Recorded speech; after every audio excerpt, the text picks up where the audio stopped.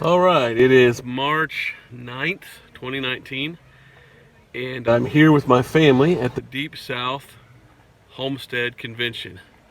And it's in Wiggins, Mississippi. There's not much going on here, but it's a pretty cool place. And my wife and I, we like to plant, we like to have a garden, we like to get back to nature in a lot of ways. We don't like the GMO food, we don't like the poison in the atmosphere and things like that, so we're kind of down home people. So we came over here today to check this out, just give you a little idea of what it's like and see what you think. We're meeting in two different buildings today. That's the main building over there.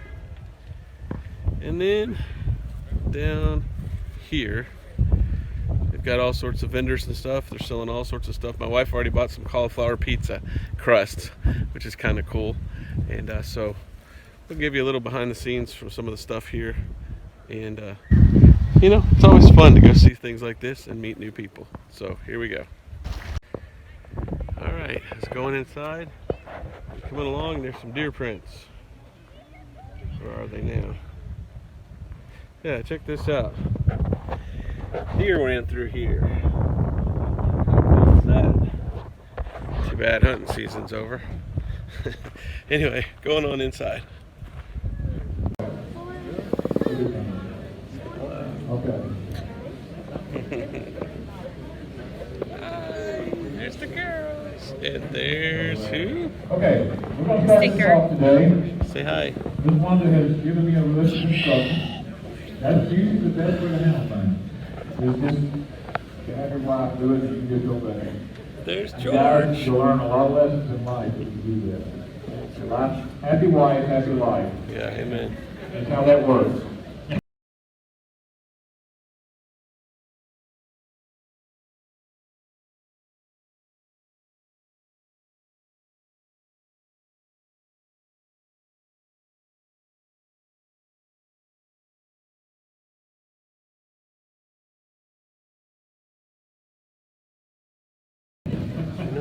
Okay, we've got a panel of people up here today. We have VW Farms on our right over here.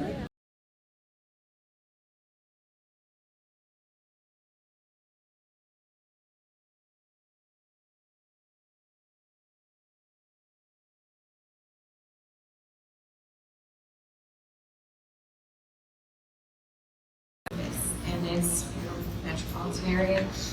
I had family in Mississippi that I would visit every summer, and that's where I learned how to shell peas, how to grow tomatoes, how to fry green tomatoes, how to make cornbread.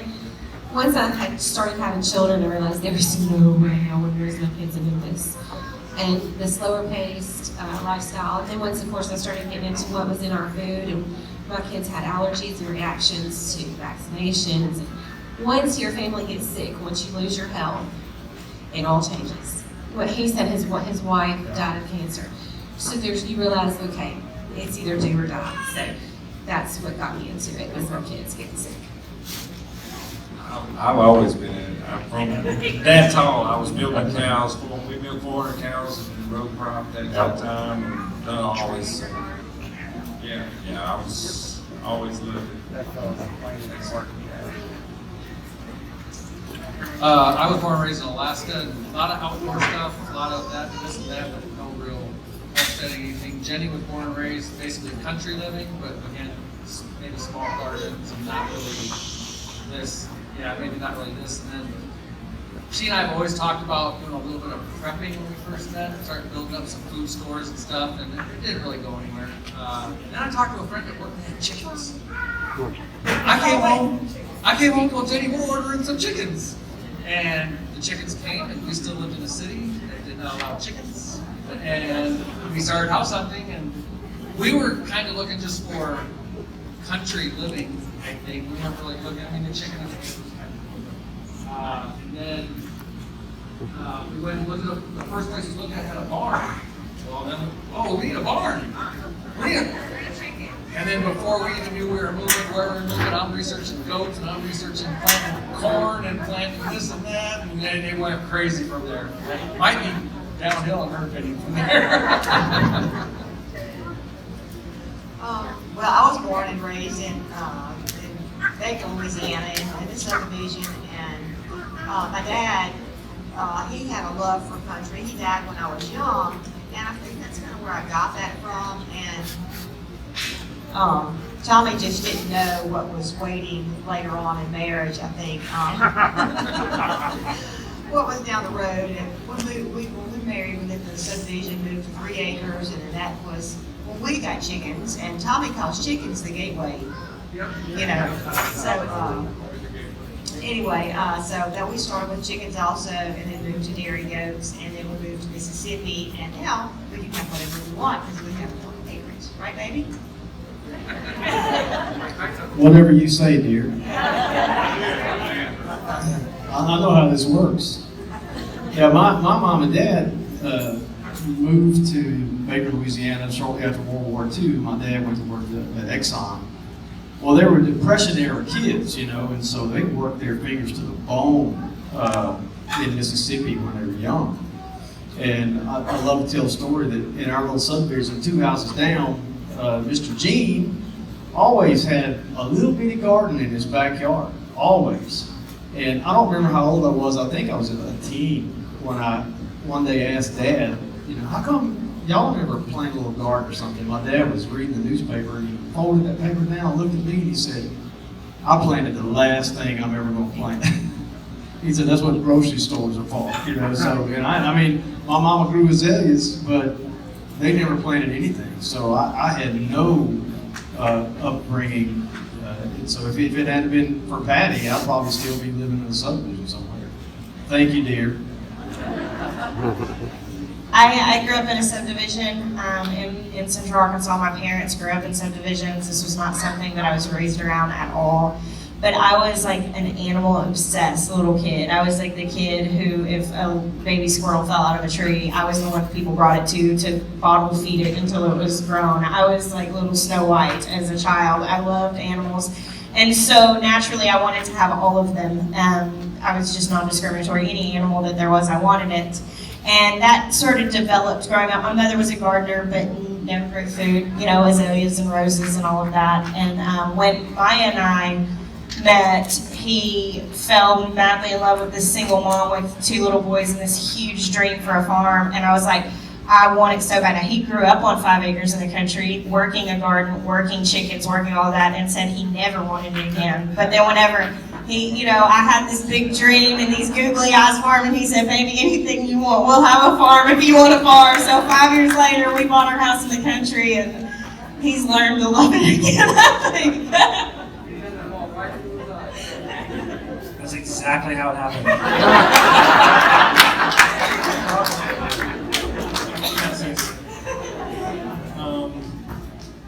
I did not see myself going back to that lifestyle because, you know, my mom loved the garden.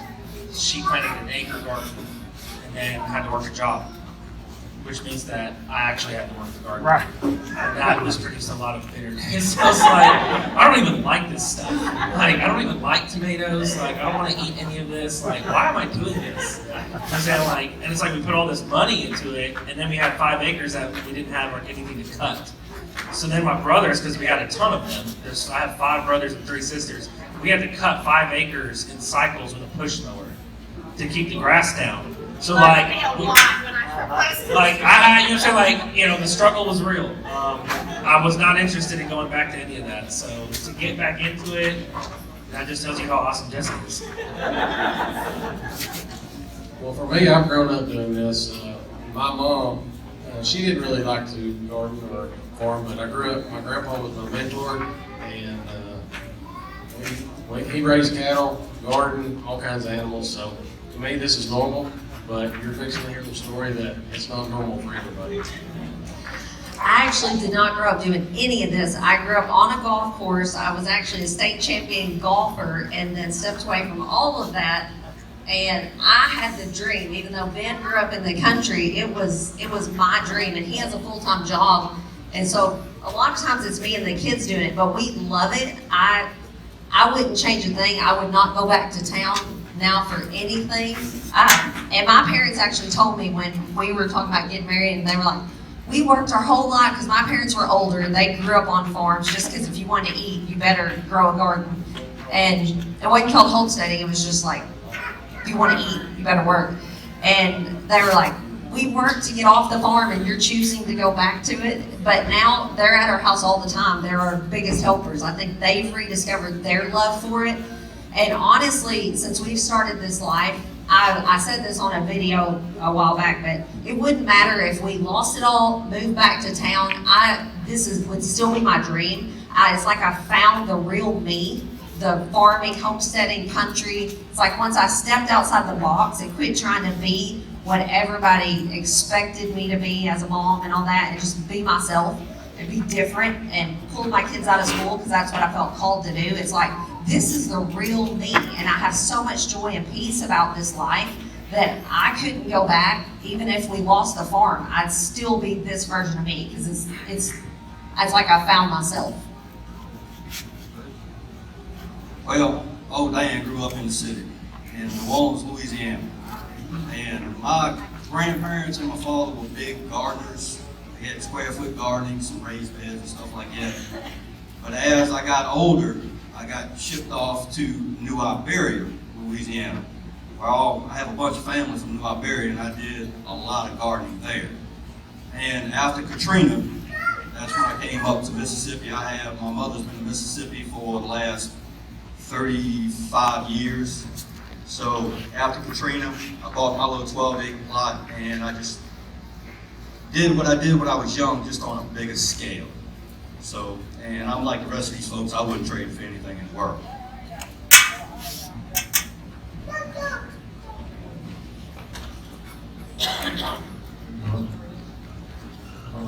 We wouldn't trade it for anything. No, I wouldn't trade for anything in the world. And God, to me, it is God's plan for man.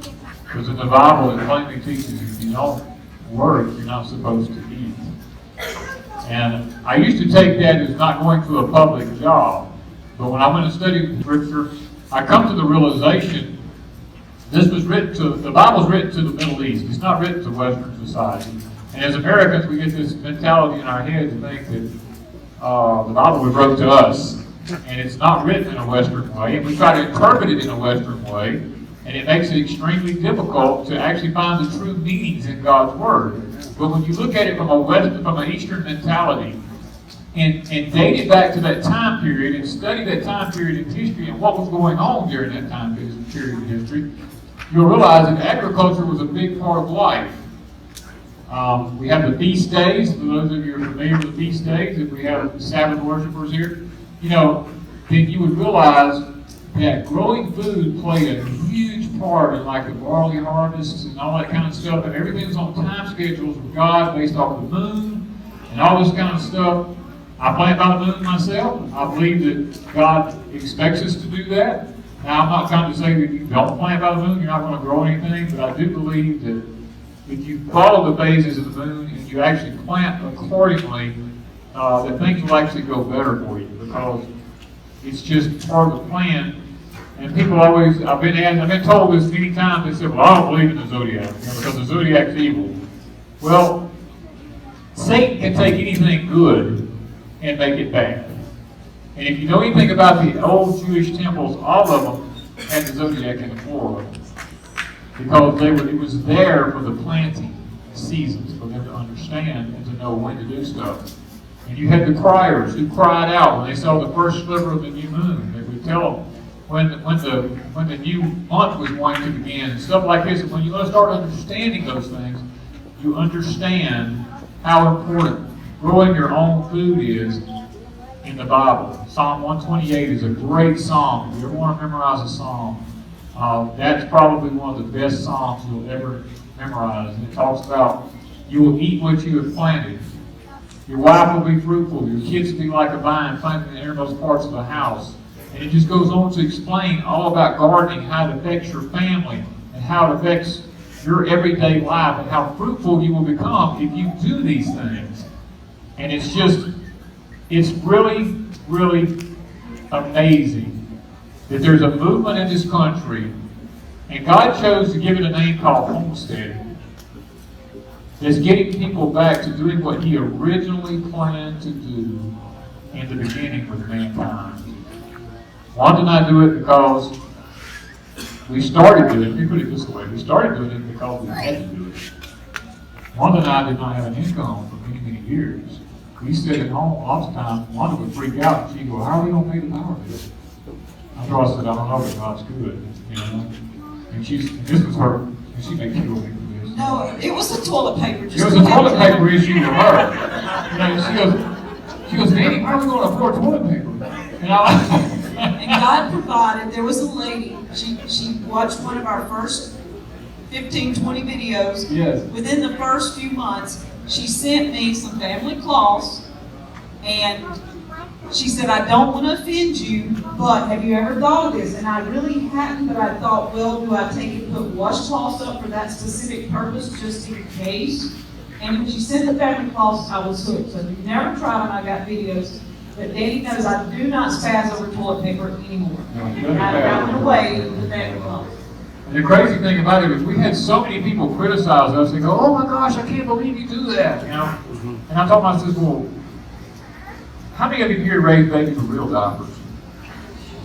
Okay, you know what a 5-gallon bucket is with water and sloshing something in the toilet, putting it in a bucket, and you wash it on wash day, and you know, it's no different. We've been raised into a society of people who think that life itself and real life and true life is dirty.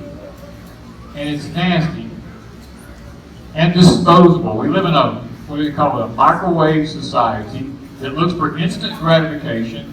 Everybody wants what grandma and grandpa had. They want it now. They use credit cards and bank loans and stuff like that to try to get it rather than, and hiring people to do it rather than going out and having their own sweat into it. That's why it's so easy today for people to get rid of their homesteads.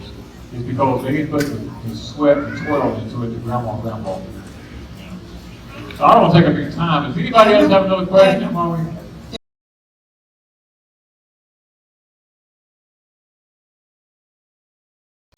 Okay, here we are with, you guys know this guy, George. What do you have to say, George? Greetings. Okay, tell them where we are again. We are in Wiggins, Mississippi at the Deep South Homestead Spring Gathering, and we are full of YouTube creators and locals, and it's all about homesteading and prepping and Bible and you name it, and it's just a great time. That's what's going on. We got quite a few people here. Everyone's standing in line to get their hamburger, it looks like. But so far it's been pretty fun. I like what they talked about and why they do it. And most of the people are all in agreement that we live in a day and age where they're poisoning our water, they're poisoning our food, the GMO, the chemtrails. Oh, yeah. And homesteading allows you to grow your own food, so you can actually be halfway decently We are unpoisoned by the system, if you will. all like-minded people out here. That's what this is about. Community, like-mindedness. And your channel, you videotape live stream all of it so far, right? Well, the Q&A is live stream on my channel. If you go to Papa Truck Prep Center, it's on YouTube, and I have it's about an hour of the Q&A of the panel, which the panel is made up of a lot of just homesteaders That are YouTube people. Big old YouTube people. Well, I've taped some of it. I'm going to put some on my video, but I want, if people want the rest of it, they can go to yours and they can hear it. I hope the sound turned out okay. They had a loudspeaker, so we'll find out. We'll find out. But this is fun. It's fun to get with people that want to do things the way the Bible said. And that's what I liked is in the morning he said, the Bible way is you plant your own food. And, you know, it's more biblical to do it that way than to go out to the grocery store. And I like what one guy said. He says, the only thing I go to the grocery store for is toilet paper. Because everything else is trash. That's right. And that makes sense. It's processed food. It's if you bad think about for you. it, too, if you're growing, you know, as much as you can grow, think about all the waste that you're not creating as far as the styrofoam and the paper and the plastic coming from the store, all the packaging, that's what I'm talking about. So you're not creating all that packaging, you're leaving a smaller footprint, and I'm not trying to get off on another tangent, but all the way around, it's better. You know, we're recycling. We're doing a lot of things in mason jars. Everything in mason that's jars. what he said in there. You get it done, you clean it out, you reuse it. You know, you just have to buy some new lids for it. And that's what he said, a disposable generation. We live in a disposable age where just throw everything in the garbage. And yet, in the old days, it was always, you don't have anything, so hold on to what you have and reuse it. Right. I mean, the more It's way people different. that we can get on board with this lifestyle, the better it's going to be for everybody. You know what I mean? The landfills, we can, start. It's starting. The movement is starting. That's what created this right here. 2 years ago, this didn't exist, and now today there's probably 400 people over here, getting together for the same thing. This is called homesteading. But if you're someone that lives at home and has a garden and tries to be self-sufficient, you're a homesteader. That's the term nowadays. And we're not normal. No, and yet for 6,000 years we were, but no, just the last, however many years. Yeah, we're wrong for wanting to do what was done to get us our here. ancestors did, the way they did it. So cool. Well, we got more to see and more to do, but so far this is it, and everybody seems to be outside eating. And that building over there is the one where we're going to go next and see some of the booths and stuff. So fun. Bye.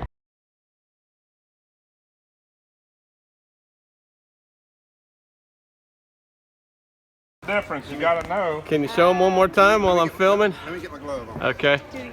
So the idea here is that you're He's putting. got in his head right now. Yeah. The idea there is you put the coals on top to help it, and then So that's great. Cook it from the bottom, cook it from the top. You put less heat on the bottom because it's directly over the fire and you don't want to burn. And you put more heat on the top because it's further away from whatever you're cooking, especially if you're cooking bread. Something that could burn. Do you normally bury it? No. You don't bury it? There's no need to. Now what do you use hardwoods because they make the coals. Pine just burns up. What is it? The whole point is you're not after Say a it. roaring fire, you're hot coals. Now what are you calling what you're making there? Because they're black-eyed peas, rice, and carrots. Hoppin' John. Hoppin' John. Okay. We've learned about it doing Civil War cooking. All right. Wow. So that's an old recipe.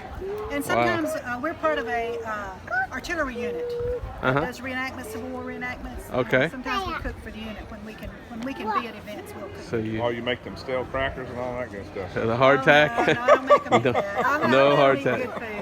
Do you have larger pots than yes? Yes, we do. So when you do for a big event, you have. Yes, we have one that is 14, which this is a 12, and you think, well, that's 14 is not that much bigger, but when you see the pot, it's big. It's 12 right on it. And and then we have a skillet that's like yay big. So yes. Does it have a lid on top of the skillet? No, the skillet doesn't have a lid. So what are you cooking the skillet? Stir fries, potatoes and onions, home fries, You can cook sausage, eggs, grits, not grits, but you can cook a whole breakfast in it. Yeah.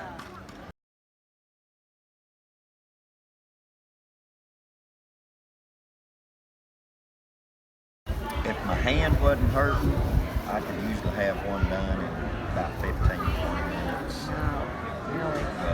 Is that from napping?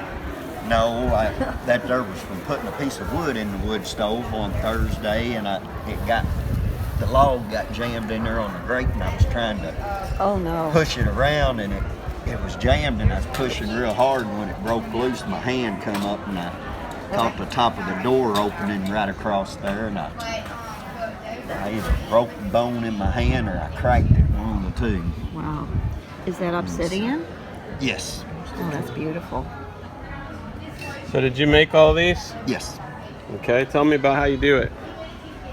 Well, I'm trying to demonstrate real fast. I'd love to record that. That'd be cool. Can we do that?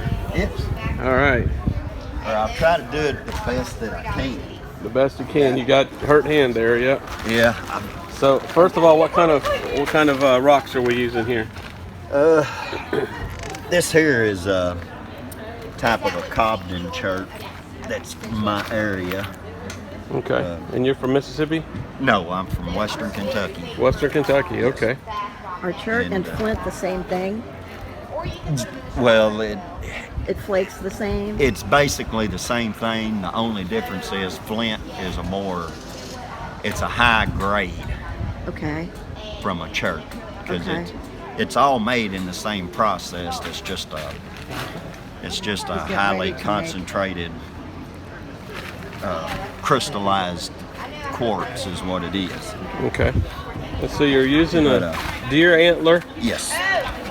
Okay. And got one here that got the shape. I've been starting on. Mm-hmm. Yeah. And normally, whenever I do my pressure flaking, I hold it in my hand like this and just use my antler and get it on my platform, and I'll push down and twist at the same time to pop that flake off. Okay.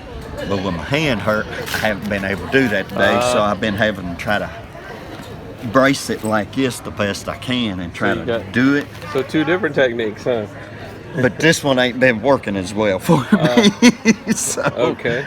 I'm still trying to get this one here figured out, because I need to really get some good pressure flakes off on this one, but it ain't. Yeah, that's the sharpening process. That's what's making it sharp, right? Yes. So you're getting kind of almost a serrated edge in a little bit of a way, sort Yes. of. Huh? And it takes But what? you will do it that way. I heard you say earlier, what, 20 minutes to make one? Usually? Normally it takes about 20 minutes to do one. Yeah. But How like much I have you said, spent with on that my- one so far, you think?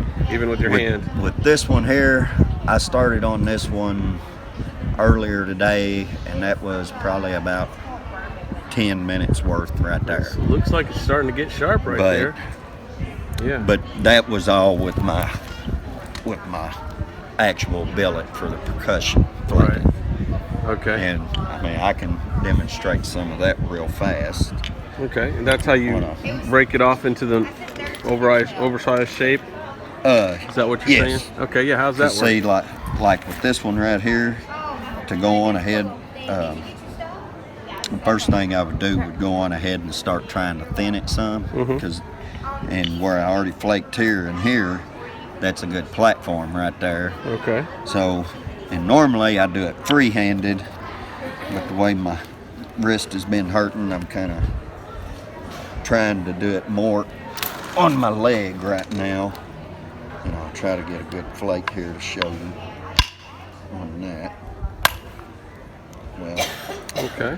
It didn't It's a little too travel small. as far as what I wanted Yeah. to, but then you just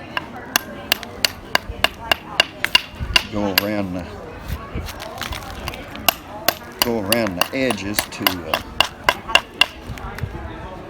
roll your edge down, because you want a center line, Right.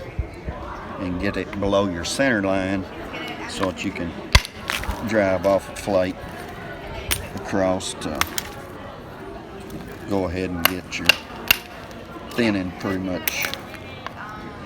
Try to get it as thin as you can before you actually start shaping it, or at least I do. Just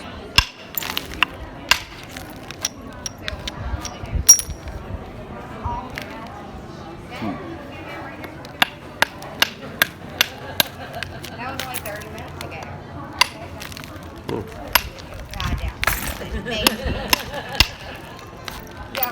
And even though it's not big enough, what you're cutting off is like razor blades. It's still sharp, isn't it? Oh, yes. Razor sharp.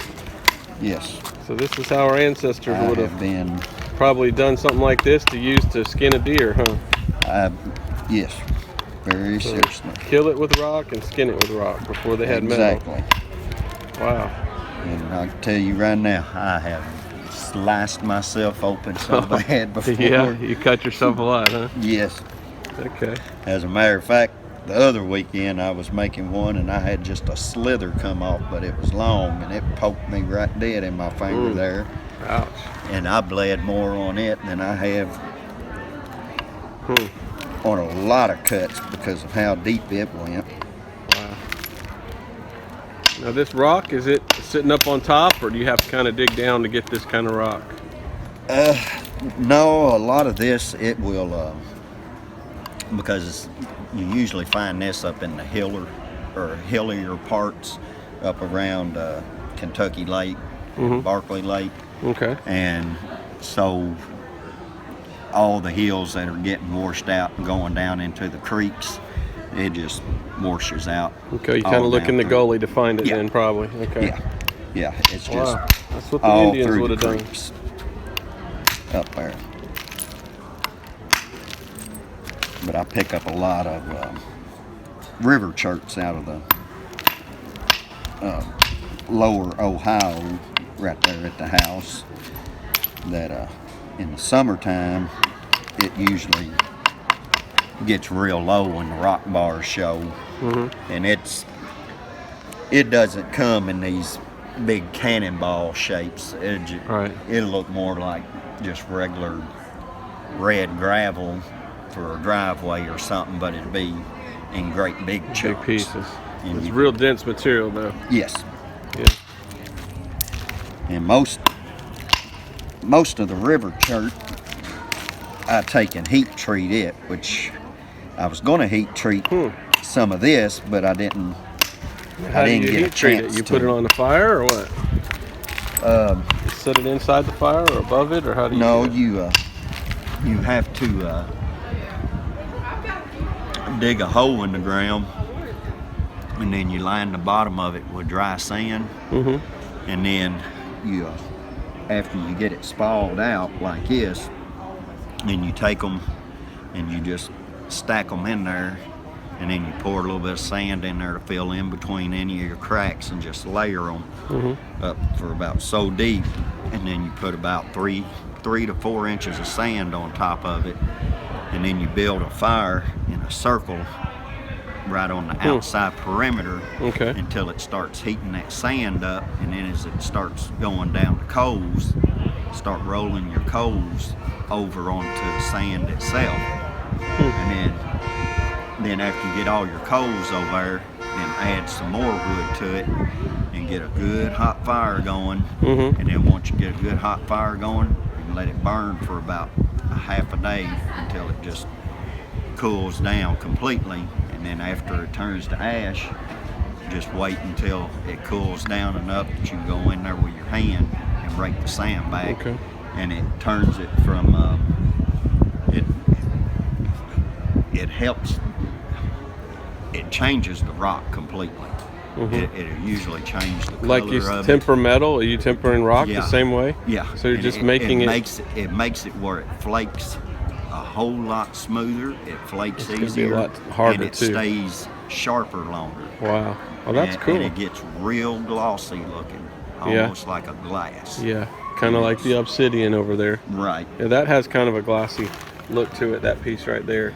Yeah, a little bit. But if I was to have heat treated that, it would have been. It'd be a lot better. Yes. Huh. Yes. And So it would much to flake know. a whole lot better. Wow. But it. So you just keep doing that until you thin it out enough, huh? That's basically how it goes. Right. Okay. And then the finished product is this. Well, thank you for the education. Okay. That was pretty cool. Now the obsidian, where do you find it, or do you have to buy it? The black obsidian? Well, I didn't buy it. I had a friend that he was wanting to get into flint knapping, and he knew a guy that had went out west, and the guy had picked up several big chunks of obsidian, and he brought it back, and Richie was wanting to learn about it, so he got it and he tried a little bit, but it wasn't working out for him, so he just turned around and he gave it to me. So that's how I wound up with it. Did you make these arrows too? Yes. What did you use to tie this on? I've always wanted just regular sinew. string. Okay, so that's actual muscle from what animal? It's the long silvery white tendon that's on the back of a deer. Okay, so it came off of a deer. Yes. Well, that right there is deadly. I mean, that's a good looking arrow right there. It's definitely deadly. Wow. All right, well, thank you. That'll make a good little video there. Thank you. What was your name? Lee. I'm Robert. Good to meet you, sir. Thank you so much for your time. Have a good one. Thank you.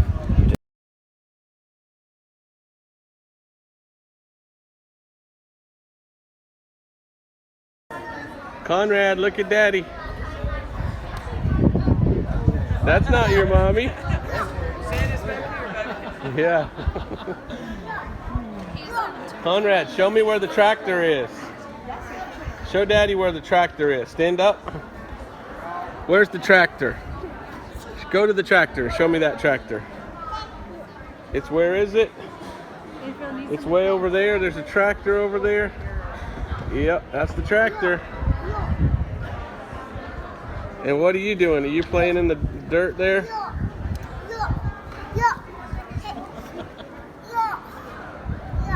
Oh, you seeing some rocks? Look at me. You're getting all dirty, buddy. Up, up. Up, up.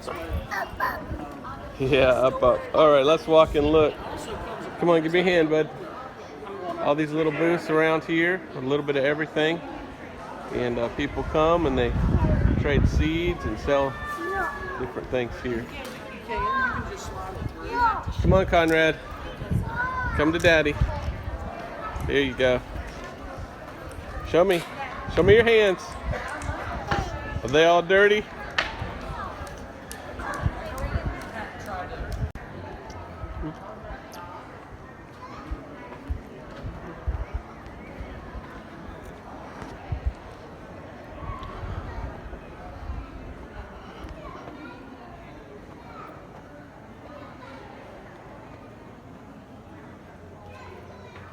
Conrad, Daddy said don't get on the tractor. Are you trying to get away with something, buddy? Look at Daddy. Where's the tractor? Hey, look at me. Where's that tractor? Point to that tractor. Is that what you want, that tractor?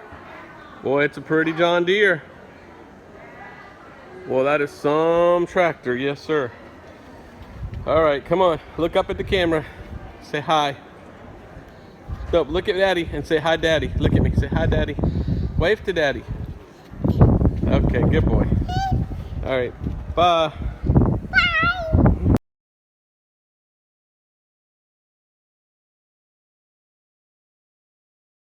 Over there, America. Say hi. Yeah, he was in the break room left over there. I love you. Are you loving that Just waffle? walk straight in. Okay. All right, so this is the last day. It's all over. We're heading home soon, and we're having our breakfast. We are honored to have George with us today. George is holding Conrad and his boy Tobias. And here's George's wife, and then my wife's probably over there getting a whole bunch of jellies and other stuff. I don't know. And more pancakes. Yeah, and here is Elise Lillian Trap Breaker. Hey, you, say hi. How's that? Okay. So, time to head home, and that's what we'll do. Actually, gonna go to the flea market. Oh yeah. Yeah. So we'll close this with Emma eating. Zoom in on, oh, last bite. Okay. Goodbye.